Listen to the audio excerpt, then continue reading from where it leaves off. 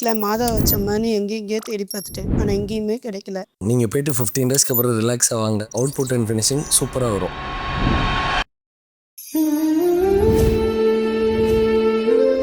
கஸ்டமருக்கு ஏற்ற மாதிரியே ஆன்டிக்ல சென்டரில் மாதா போட்டு சூப்பராக கஸ்டமைஸ் பண்ணி கொடுத்துருந்தோம். இந்த மாதிரி யூனிக்கான கோல்டு கஸ்டமைஸ் ஆர்டர்ஸ்க்குலாம் விசிட் அனுஜுவல்லர்ஸ் மதுரை.